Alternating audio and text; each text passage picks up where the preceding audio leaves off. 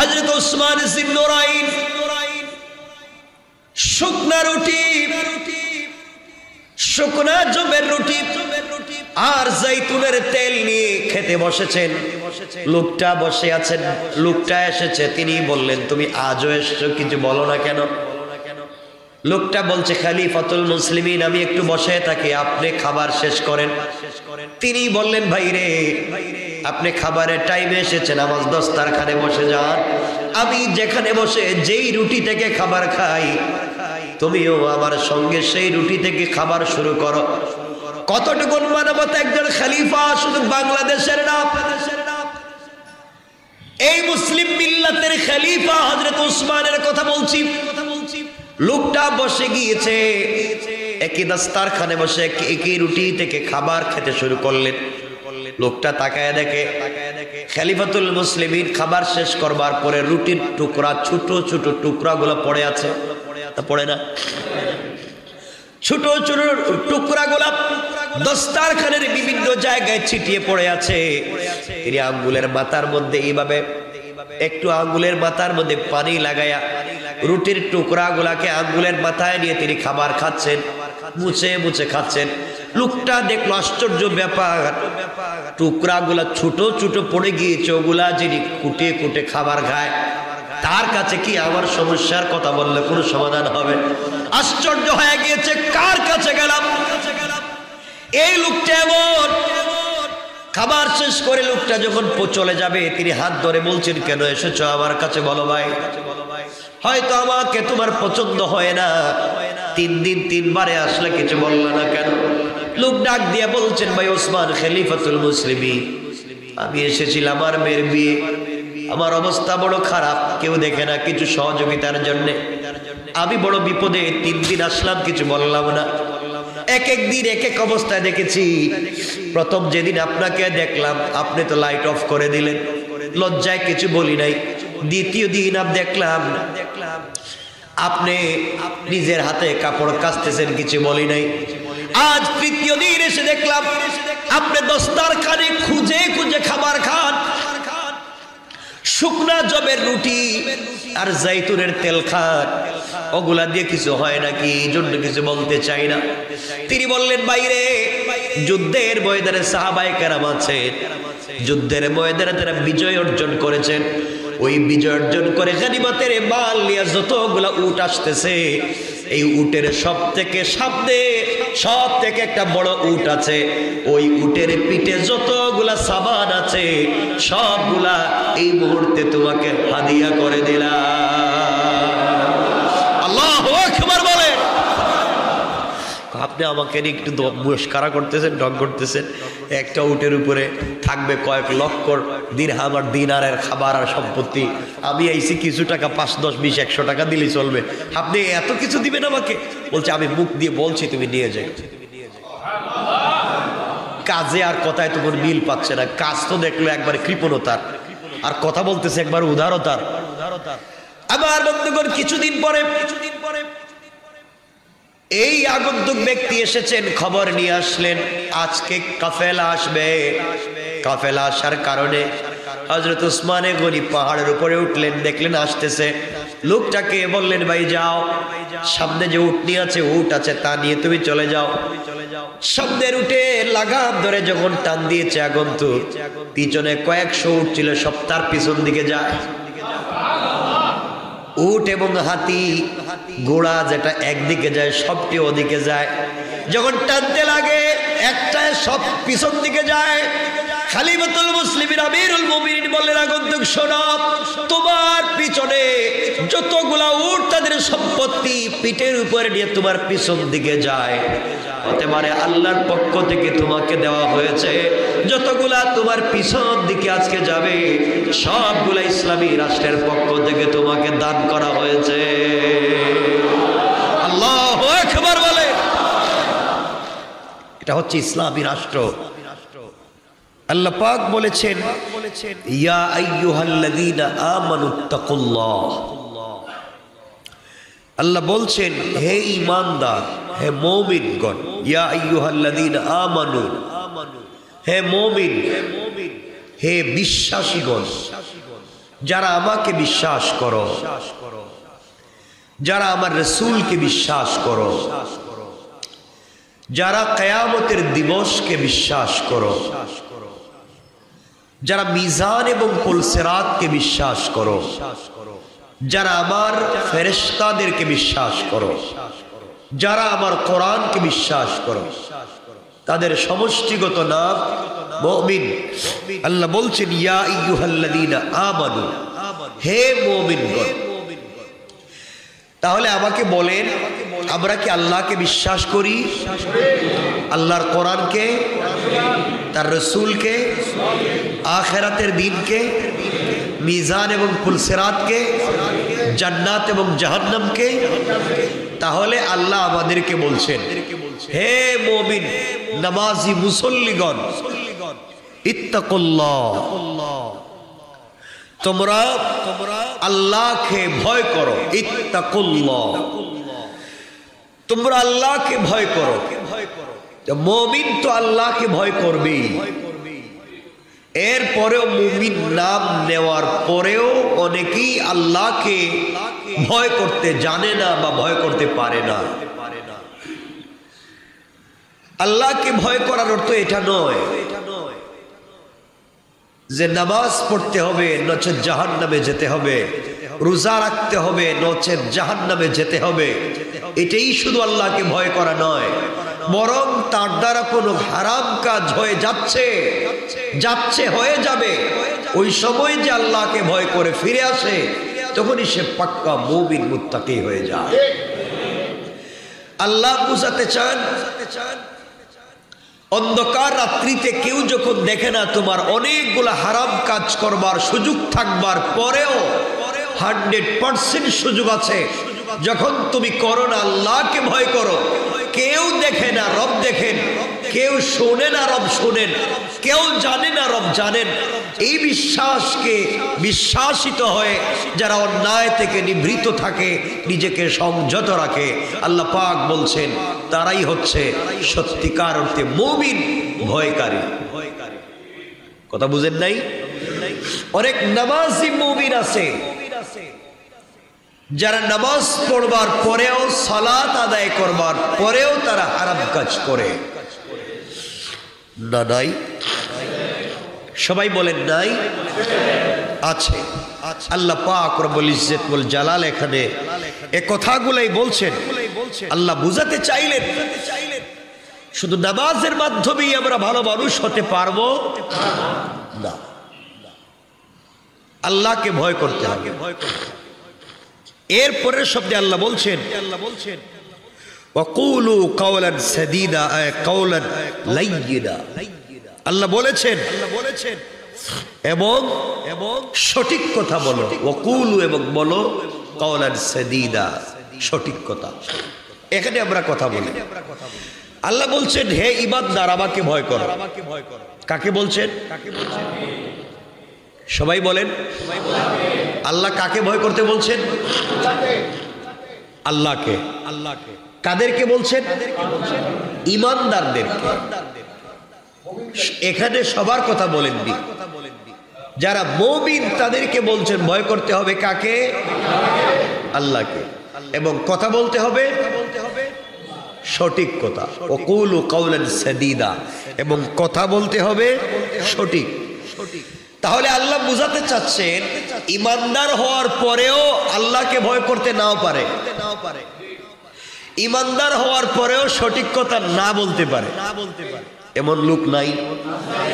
তা আল্লাহ বুঝাতে চাচ্ছেন এখানে, এই ঈমানদার, তোমরা এমন ঈমানদার হও যেন আমাকে ভয় করতে পারো, এমন ঈমানওয়ালা হও যেন তোমরা সঠিক কথা বলতে পারো। তাহলে এখানে আমরা অনেক ঈমানদার আছি যারা ঈমানদার, মুমিন, ঈমান এনেছি ঠিকই, কিন্তু আমরা আল্লাহকে ভয় করতে পারি না। আল্লাহর ভয় যদি আমাদের ভিতরে থাকে, তাহলে বলেন তো আমরা নিভৃতে, অন্ধকারে, একাকিত্বে অনেকগুলো হারাম কাজ করি না? করি না? বলেন। মসজিদে এসে আমরা অন্যায় করতে পারি না, মসজিদ থেকে বের হওয়ার পরে এগুলো করি। আল্লাহ বলছেন ওয়াকুলু কাওলান সাদীদা, তোমরা সঠিক কথা বলো। অনেক মুমিন আছে যারা সঠিক কথা বলেন না? নাই? আছে? অনেক নামাজি মুমিন নাই, সঠিক কথা বলে না? অনেক বিশ্বাসী মুমিন নাই, সঠিক কথা বলে না? আছে। আল্লাহ এখানে বলছেন মুমিনদের দুটা গুণ। এক নাম্বার, মুমিন আজকে যারা হবে তারা আল্লাহকে ভয় করবে। 2 নম্বর, তারা সঠিক কথা বলবে। এখন আমাদেরকে জানতে হবে আমরা যদি মুমিন হই এই 2 গুণ মানব। বলছেন না কেন? আল্লাহকে ভয় করব, নামাজ ছাড়বো, মিথ্যা কথা বলবো, আমানতের খেয়ানত, হারাম কাজ করব, হারাম খাবো, মানুষকে গালি দেব, এটা হচ্ছে মুমিনের কাজ। ওয়াকুলু কাওলান সাদীদা, আমরা সঠিক কথা বলবো। এর অর্থ হচ্ছে ঘুরিয়ে পেঁচিয়ে হারামকে হালাল বানাবো না, ঘুরিয়ে পেঁচিয়ে আমরা চলবো না। আমরা যা আছে সুজা তাই মানবো ইনশাআল্লাহ।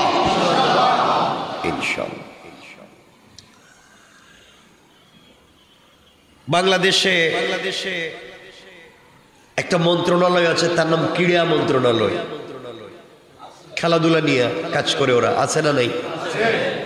বিভিন্ন জায়গায় খেলাধুলা করে, তো এদেরকে এখান থেকে সাপোর্ট দেওয়া হয়, সম্মান দেওয়া হয়। আরেকটা মন্ত্রণালয় আছে, তার নাম ধর্ম মন্ত্রণালয়। তারও কাজ কাম ধর্মের কাজ কাম করা, কিছু ভালো মন্দ করা। এই তো বাংলাদেশে অনেকে বিভিন্ন লাইনে খেলাধুলা করে, অনেকের পছন্দ অনেকের পছন্দ না, এটা ভিন্ন জিনিস। যে যার মতো করে খেলুক, ছেলে হোক মেয়ে হোক, তার বিশ্বাস থেকে যা ভাল লাগতেছে তাই করতেছে। তাদেরকে সংবর্ধনা দেওয়া হচ্ছে, গাড়ি বাড়ি দেওয়া হয়, কত কিছু হাবিজাবি করা হয়।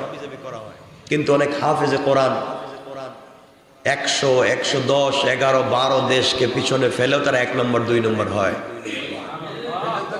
তাদের জন্য কিছু করা হয় না, নামটা পর্যন্ত ঠিক মতো নেয় না। টেলিভিশনওয়ালারা, পত্রিকাওয়ালারা এই নামটাও ঠিক মতো লিখতে পারে না। এটা তো আমরা যে অসাম্প্রদায়িক বলি, এখানেই তো সাম্প্রদায়িক।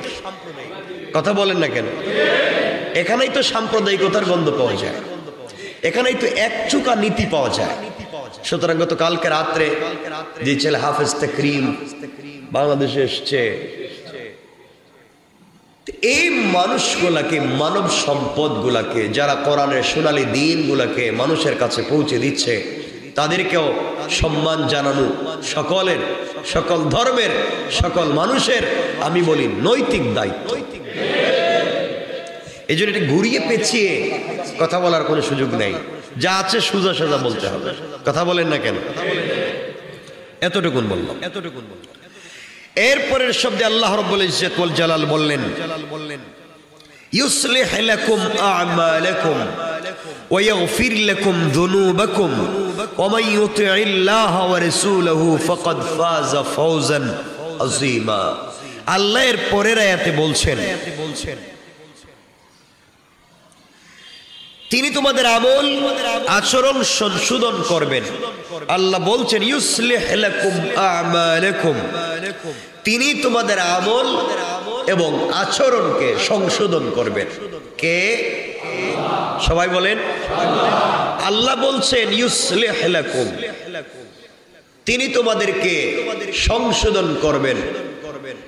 আমল এবং আচরণ, আমল এবং আচরণ, আমল এবং আমাদের ব্যবহারকে সংশোধন করবেন। আমলের মধ্যে যদি কোনো ঘাটতি থাকে তাহলে কি করবেন? বলেন না কেন? আমাদের আমলে যদি কোনো ঘাটতি থাকে সংশোধন করবেন কে? আমাদের আচরণে যদি কোনো ঘাটতি থাকে সংশোধন করবেন কে? শর্ত হচ্ছে দুটা।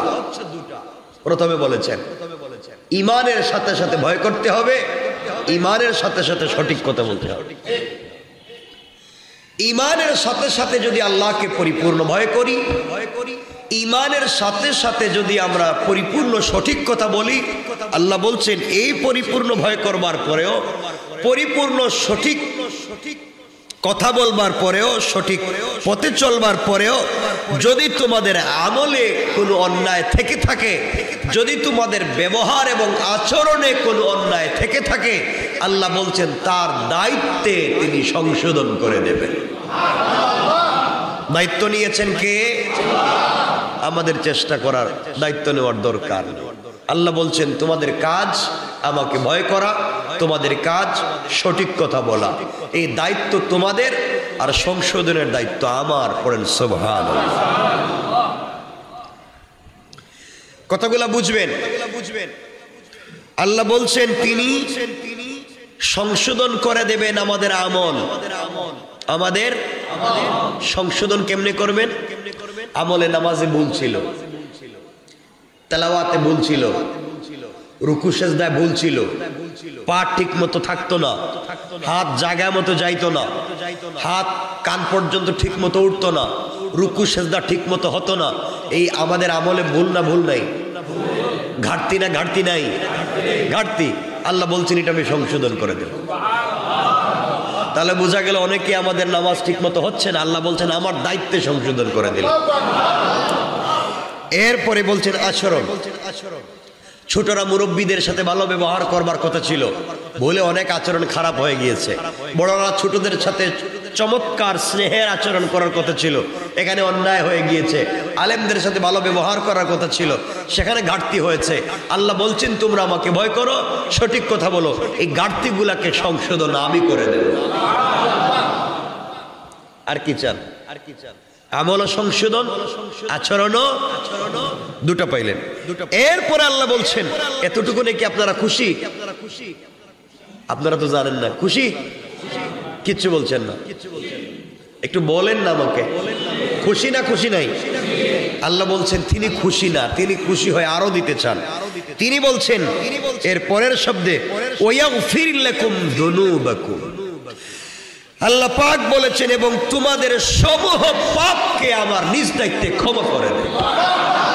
ইয়াগফির লাকুম যুনুবাকুম, তোমাদের সমূহ পাপগুলোকে আমার নিজ দায়িত্বে ক্ষমা করে দেব। তাহলে আপনি আর কি চাচ্ছেন? আপনার আমল সংশোধন হচ্ছে, আপনার আচরণ সংশোধন হচ্ছে, আপনার সকল পাপগুলা ক্ষমা হয়ে যাচ্ছে। সুবহানাল্লাহ, সুবহানাল্লাহ বলেন।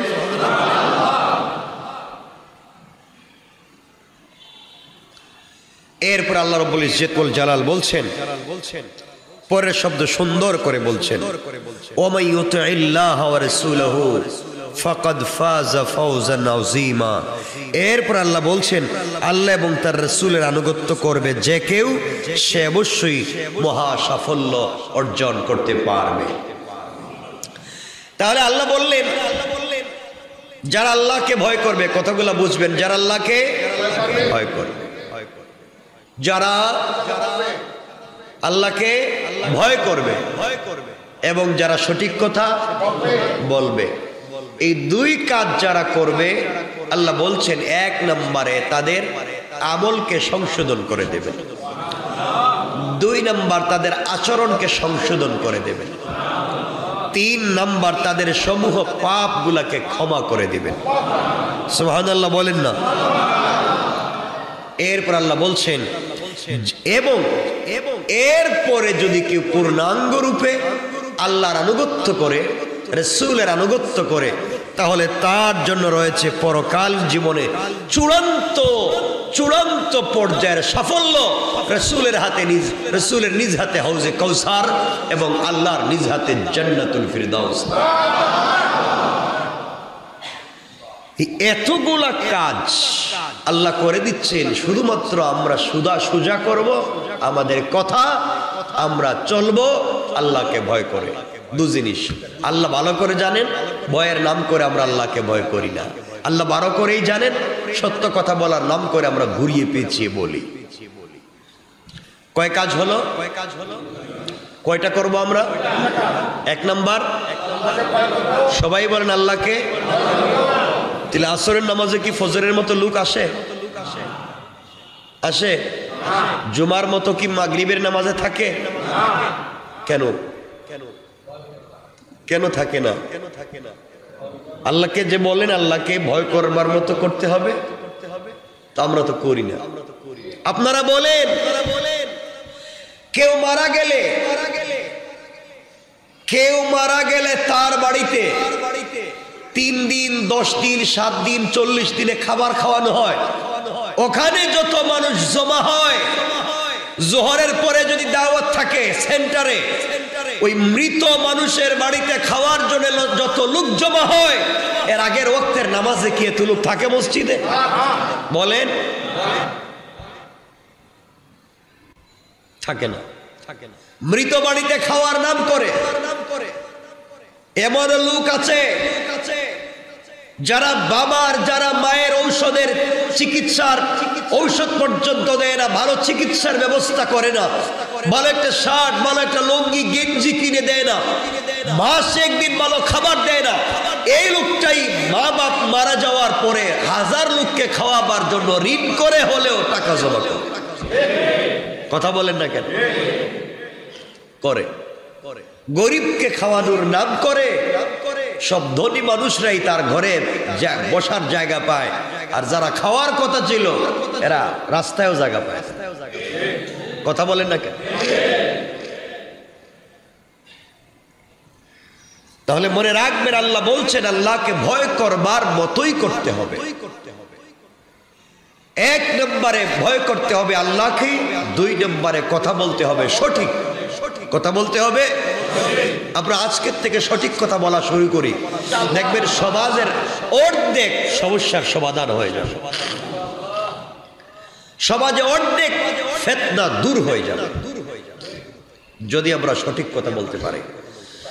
আমরা যারা এখানে বসছি, আপনারা নিজেরাই চিন্তা করেন চলার পথে কোন দিন কোন জায়গায় সঠিক কথা কতটুকু বলেছেন, দেখবেন পাবেন না। আপনি ঘুরিয়ে পেঁচিয়ে বলেছেন, বিপদে পড়ে যেমন দেখে চলে গেছেন, এগুলো হয় নাই? আচ্ছা, এরপর আল্লাহ বলছেন বান্দা কথাগুলো বুঝেন, আমি তোমাদেরকে এত বড় জিনিস দিলাম, শুধু আমাকে ভয় কর, সঠিক কথাটা বল, আমি তোদের সবকিছু করে দিচ্ছি। আর চূড়ান্ত ফয়সালা এবং চূড়ান্ত সাফল্য অর্জনের জন্য আমার এবং রাসূলের আনুগত্য করো। এ কথাগুলো বলবার পরে আল্লাহ বলছেন, তোমরা তো অনেক শক্ত জাতি, তোমরা তো ভয় পাওয়ার জাতি না, তোমরা তো বেঈমান হওয়ার জাতি না, তাহলে তোমরা কেন ভয় পাচ্ছ? আল্লাহ পাক এর পরের আয়াতগুলোতে বলছেন, এরপরের আয়াতে আল্লাহ বললেন, ইন্না আরাদনাল আমানাতা আলাস সামাওয়াতি ওয়াল আরদি ওয়াল জিবাল। আল্লাহ রাব্বুল ইজ্জত ওয়াল জালাল বললেন, বান্দা দুনিয়ার জমিনে আমি আল্লাহ কোরআনকে দেওয়ার জন্য আমি আকাশ এবং পর্বত সমূহের সামনে আমানত পেশ করলাম। আমি আল্লাহ কোরআনকে দেওয়ার জন্য আকাশের কাছে বলছি, আসমান রে। আল্লাহ রাব্বুল ইজ্জত ওয়াল জালাল বললেন, আমি আকাশ পৃথিবী এবং পর্বতমালার সামনে আমানত পেশ করলাম। 1 নম্বরে আল্লাহ বলেন আমি আসমানের কাছে আমানত পেশ করলাম। 2 নম্বরে বলছেন আমি পৃথিবীর কাছে আমানত পেশ করলাম। 3 নম্বরে বলছেন আমি পর্বতমালার কাছে আমানত পেশ করলাম। অতঃপর তারা তা বহন করতে অস্বীকৃতি জানালো। আল্লাহ বললেন, বান্দারে আমি আল্লাহ জি আমানত দিতে চাইলাম, ওই আমানতটুকু তো আসমান নিতে চাইল না, ওই আমানত পৃথিবী বহন করতে চাইল না, ওই আমানত পর্বতমালা বহন করতে চাইল না, তারা অস্বীকার করলো এবং ভীত হয়ে গেল। কি হয়ে গেল? আল্লাহ বললেন তারা ভীত হয়ে শুধু যায়নি, ফাআবাইনা আইয়াহমিলনাহা ওয়া আশফাকনা মিনহা ওয়া হামালাহাল ইনসান ইন্নাহু কানা যালুমান জাহুলা।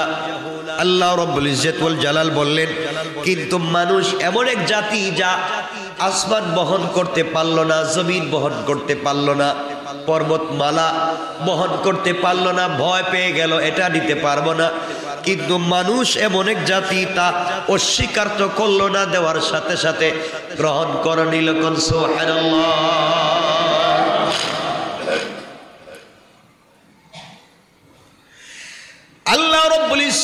জালাল আরো সুন্দর করে বললেন, আরো সুন্দর করে বুঝাইয়া বললেন, কিন্তু মানুষটা বহন করলো, নিশ্চয় সে জালেম অজ্ঞ।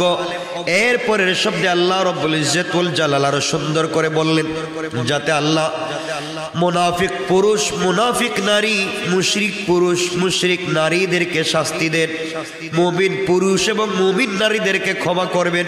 আল্লাহ দয়ালু ক্ষমাশীল। আল্লাহ বললেন, আমি আল্লাহ দুই ভাগ করে দিয়েছি পৃথিবীর মানুষকে, মুসলিম পুরুষ, মুসলিম নারী, মুমিন পুরুষ, মুমিন নারী, মুনাফিক পুরুষ, মুনাফিক নারী, আমি আল্লাহ আলাদা করে দিয়েছি। এই জন্য আল্লাহ রব্বুল ইজ্জতুল জালাল বললেন, লিউআযিবাল্লাহুল মুনাফিকিনা ওয়াল মুনাফিকাত ওয়াল মুশরিকিনা ওয়াল মুশরিকাত ওয়া ইয়াতুবাল্লাহু আলাল মুমিনিনা ওয়াল মুমিনাত ওয়া কানাল্লাহু গফুরুর রহিমা।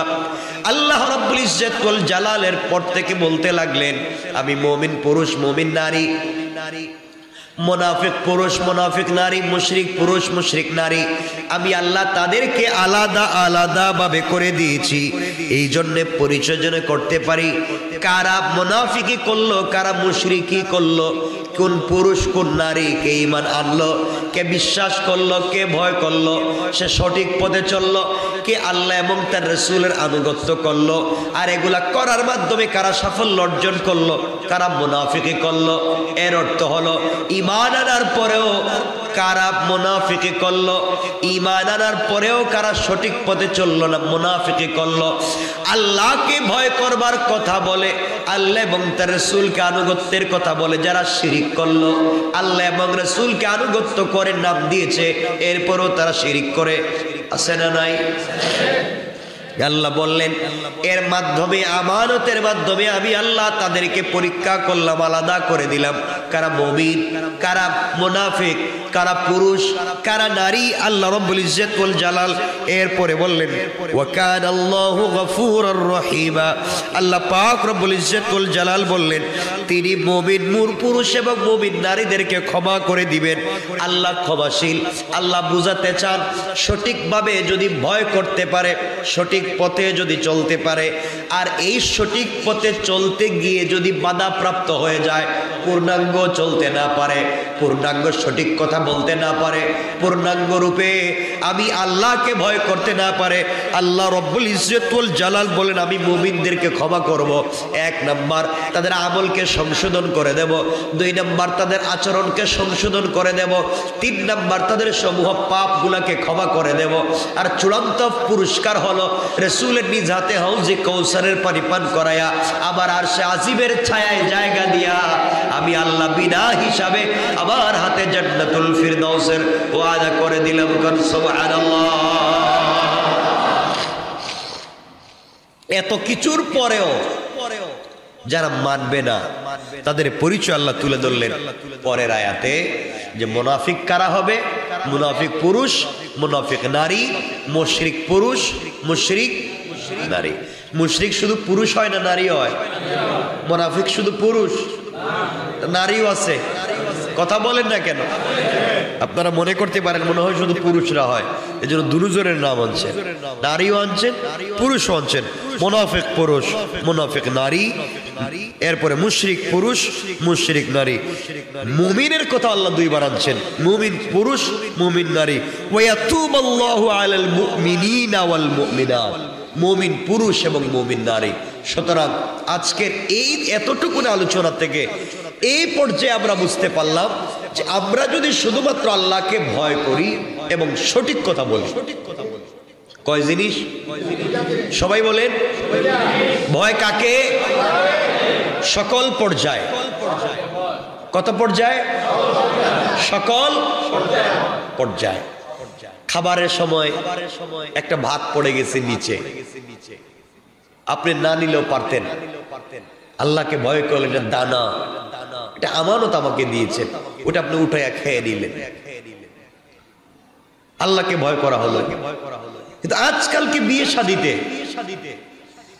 যে পরিমাণ খাবার অপচয় করা হয়, আপনারা জান্নাতে যাইতে পারবো এটা বলছে কেন? যে পরিমাণ খাবার রান্না করা হয় অর্ধেকই তো অপচয় হয়। আর আমরা তো উন্নত সোসাইটি, সোসাইটিতে বসবাস করি, আমরা প্রেজেন্টেশন করে উন্নত সোসাইটি, কেমনে আমি হাত দিয়ে খাবো? চামচ দিয়ে খাওয়া লাগবে। চামচ দিয়ে খেতে গিয়ে 3 ভাগের 1 ভাগ খায় ছাগলের মতো, 2 ভাগের রাইখা দেয় প্লেটের কর্নারে। কথা বলছেন না? চিকেন খাওয়ার নাম করে, ওর পেটে ক্ষুধা আছে কিন্তু খাচ্ছে না, মানুষ বলবো ও পেটুক। কথা বলছেন নাকি? খায় না, রেখে দিয়ে চলে যাচ্ছে। কি বললাম? খারাপ লাগতেছে নাকি? এগুলা হয় না? আস্তাগফিরুল্লাহ। তো এগুলা করবার মাধ্যমে কিন্তু আমরা মুমিন হতে পারছি না, আমরা পূর্ণাঙ্গ রকম মুমিন হতে পারছি না। আমরা খাবার অপচয় করছি, আমরা যা মন চায় তা করে যাচ্ছি। এই জন্য আল্লাহর ওয়াস্তে খাবার অপচয় করবেন না। কিয়ামতের দিন প্রত্যেকটা দানার হিসাব দেওয়া লাগবে, প্রত্যেকটা দানার হিসাব দেওয়া লাগবে। ইনশাআল্লাহ আমরা খাবার অপচয় করব। খাবার কুটে কুটে খাবেন, এটা রাসূলের সুন্নাত, এটা উত্তম সুন্নাত। আমাদের ঘরে তো দস্তরখানাই নাই। অনেকে তো দস্তরখানার নামই ঠিক মতো বলতে পারবে না। ঠিক বললাম না? আরবের মানুষ যত খাবার নষ্ট করে, পুরো একটা ছাগল নিয়ে বসে থাকে, অল্প অল্প খায়, পুরোটা ফালায় দেয়। এমন করে না ওরা? আমরাও তো এগুলা করতেছি। এগুলার থেকে নিজেকে বাঁচাতে হবে, এই অন্যায় পথ থেকে নিজেকে ফিরিয়ে নিয়ে আসতে হবে ইনশাআল্লাহ। খাবার নাকি যদি তুলে তুলে খান, তাহলে মানুষ মনে করে গরিব লোক, ছোট লোক, এগুলা মনে করবে। এগুলা মনে করেন আপনারা? না কয় না, বলছেন কেন? খায় না, আঙ্গুল পরিষ্কার করে চেটে চেটে খায় না। মানুষ আবার কি বলবে? কত বড় পেটুক চিন্তা করে সব খেয়ে ফেলছে। আপনারা জানেন আঙ্গুল চেটে খাওয়ার মাধ্যমে vitamin C, vitamin D, calcium, পেট পাকস্থলী পরিষ্কার সব আল্লাহ রেখে দিয়ে, মানে খাবারের স্বাদটা আল্লাহ রেখে দিয়েছেন এই চেটে খাওয়া আঙ্গুলে। আরে হাদিসটা পড়েন না রাসূলের, আকলে ওয়া শুরবে, বাবুল আকলে ওয়া শুরবে, খাবার খাওয়া এবং পান করা। দেখেন না রাসূল কি বলেছেন? নবীজি বলেছেন যারা প্লেট চেটে খায়, মানে চেটে খাওয়া মানে পরিষ্কার করে খায়, ওর জিহ্বা দিয়ে চাটার কথা আমি বলতেছি না, কিন্তু আমি বলতেছি চেটে খাওয়া মানে পরিষ্কার করে খাওয়া। যারা খায় তারা 80% ক্যান্সার রোগ থেকে নিজেকে নিরাপদে রাখলো। আরো অনেকগুলো আছে, এই সময় তো বলা যাবে না। চেটে খাওয়ার কথা বলছে, আঙ্গুল দিয়ে পরিষ্কার করে খাওয়ার কথা বলছে। নবীজি বলেছেন তোমরা মাছ খেলে মাছের কাটা, গোশত খেলে গোশতের হাড্ডি বা হাড় তোমরা পানিতে ফেলে দিও না, শুকনায় রাখো। কারণ পানিতে ফেলে দিলে তোমরা আমানত নষ্ট করলে।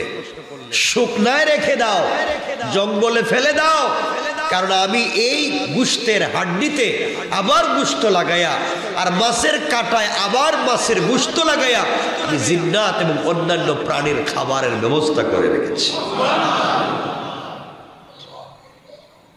কই আমাদের ইসলামটা কোথায়? আমরা রাসূলের সুন্নাহগুলোকে ফলো করছি না। আমরা তো কাটাগুলো তো পানিতে ফেলাই দিই, নিজের সামনে পানিতে ফেলাই দিই। ইনশাআল্লাহ আমরা এটা দেখব, বলেন ইনশাআল্লাহ। পরিষ্কার করে খাওয়ার মধ্যে কোনো কৃপণতা নাই। হযরতে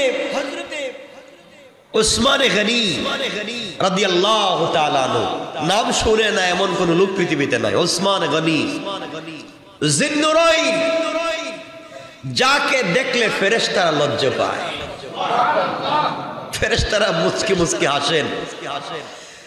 নবীজি সাল্লাল্লাহু আলাইহি ওয়াসাল্লাম একদিন হযরতে মা আয়েশা সিদ্দিকা রাদিয়াল্লাহু তাআলা আনহার হুজরায় বসে আছেন। হযরত আবু বকর সিদ্দিক রাদিয়াল্লাহু তাআলা আনহু এসে দরজায় নক করলেন। নবীজি ঘরের ভিতরে শুয়ে আছেন, পার্সোনাল টাইম। স্ত্রী হযরতে মা আয়েশা সিদ্দিকা রাদিয়াল্লাহু তাআলা আনহা নবীজির নাভি থেকে হাঁটু পর্যন্ত ঢেকে রাখা, মানে ঘরে শুয়ে আছেন তো স্বাভাবিক ভাবে। আপনারা এভাবে শুয়ে থাকেন না মাঝে মাঝে? নবীজি শুয়ে আছে ঘরের ভিতরে। আবু বকর আসছেন, নবীজি বলছেন কে? ইয়া রাসূলুল্লাহ আমি আবু বকর। বলছেন দরজা ধাক্কা দিয়ে ঢুকে যাও। সুবহানাল্লাহ বললেন না? কিছুক্ষণ পরে আরেকজন এসে বলছেন ইয়া রাসূলুল্লাহ সালাতু ওয়াসসালামু আলাইকা ইয়া রাসূলুল্লাহ। নবীজি বলছেন কে? ইয়া রাসূলুল্লাহ আমি ওমর। নবীজি বলছেন আসো ওমর, ধাক্কা দিয়ে ঢুকে যাও। কিছুক্ষণ পরে আরেকজন এসে সালাম দিয়েছেন, আসসালাতু ওয়াসসালামু আলাইকা ইয়া রাসূলুল্লাহ। কে? আমি আলী। আসো আলী, আসো আসো। কজন হইছে? আবার একজন এসে ডাক দিয়েছেন, সালাতু ওয়াসসালামু আলাইকা ইয়া রাসূলুল্লাহ। কে? ইয়া রাসূলুল্লাহ আমি ওসমান। দাঁড়াও। সুবহানাল্লাহ বললেন।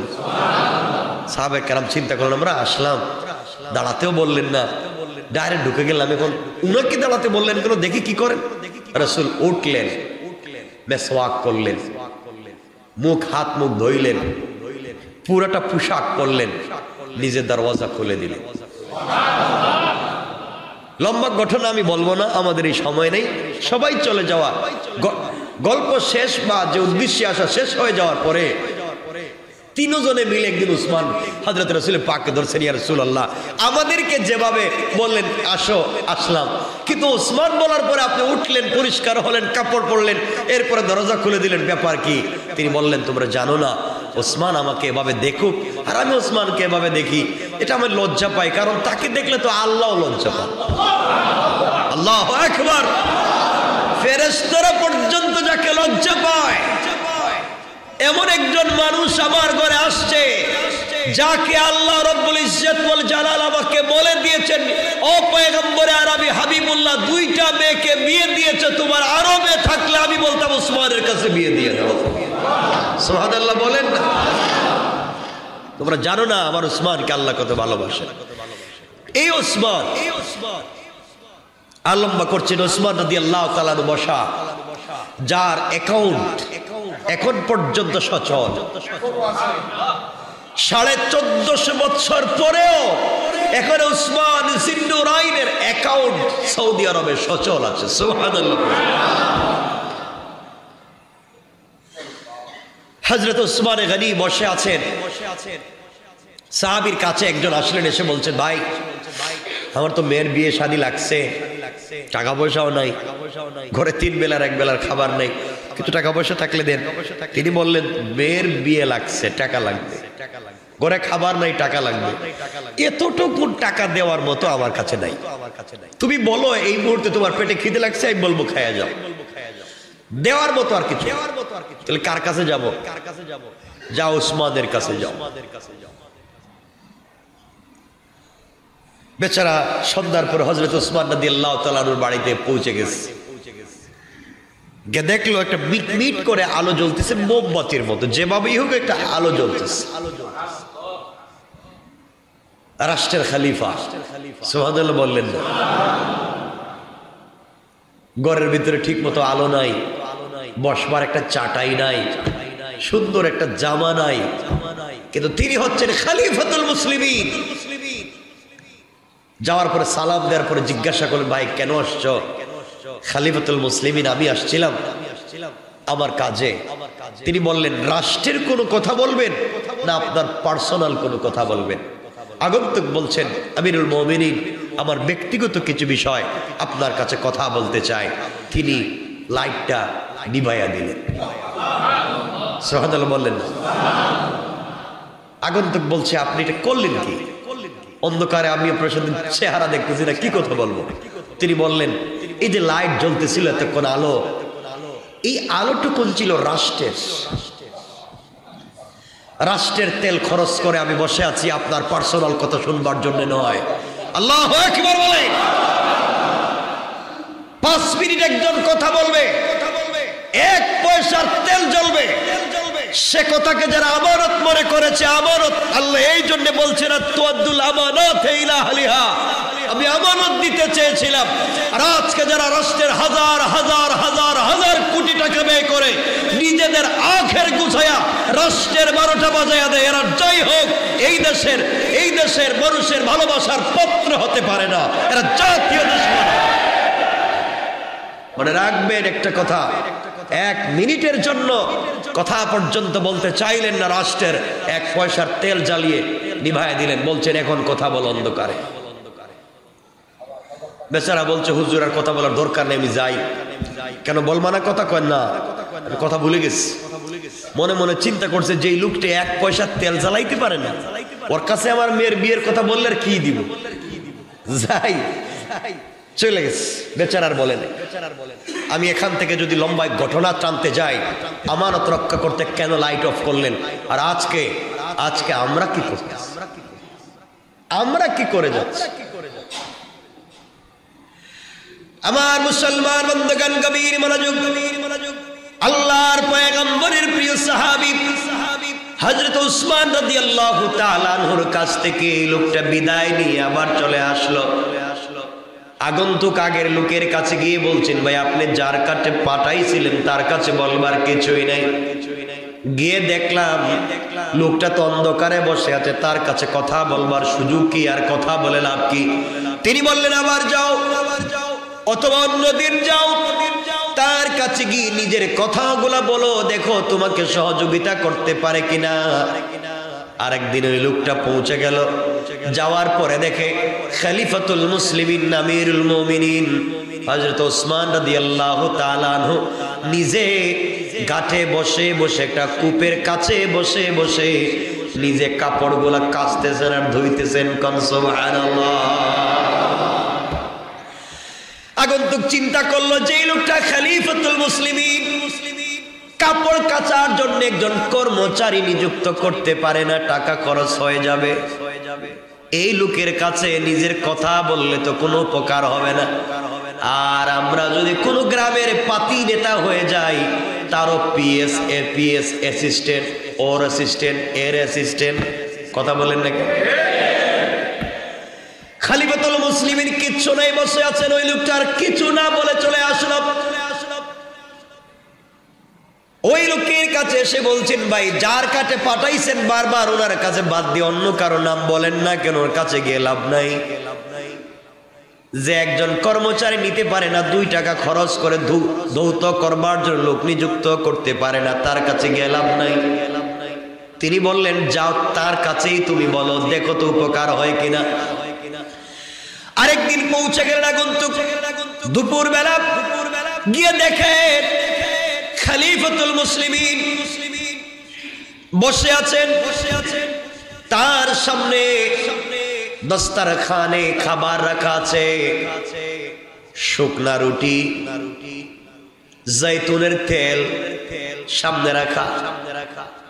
চাইলে তো তারা আস্ত খাসি সামনে রেখে নাস্তা করতে পারতেন, চাইলে তারা আমাদের দেশে তো এমন হয় সিঙ্গাপুর থেকে নাস্তা আনায়, আর কাপড় ধুলাই করার জন্য আরেক দেশ থেকে মেশিন আনায়।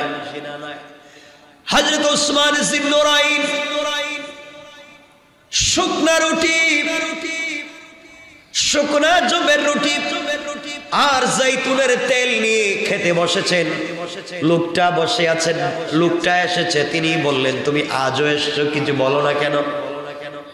লোকটা বলছে খলিফাতুল মুসলিমিন আমি একটু বসে থাকি, আপনি খাবার শেষ করেন। তিনি বললেন ভাই রে, আপনি খাবারের টাইমে এসেছেন, আমার দস্তারখানে বসে যান।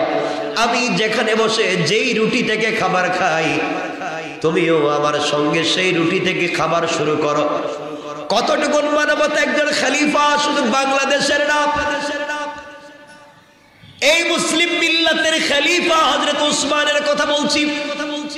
লোকটা বসে গিয়েছে, একই দস্তারখানে বসে একই রুটি থেকে খাবার খেতে শুরু করলেন। লোকটা তাকায় দেখে খলিফাতুল মুসলিমিন খাবার শেষ করবার পরে রুটির টুকরা, ছোট ছোট টুকরাগুলো পড়ে আছে, পড়ে না? ছোট ছোট টুকরাগুলো দস্তারখানের বিভিন্ন জায়গায় ছিটিয়ে পড়ে আছে। তিনি আঙ্গুলের মাথার মধ্যে এইভাবে একটু আঙ্গুলের মাথার মধ্যে পানি লাগায়া রুটির টুকরাগুলাকে আঙ্গুলের মাথায় নিয়ে তিনি খাবার খাচ্ছেন, মুছে মুছে খাচ্ছেন।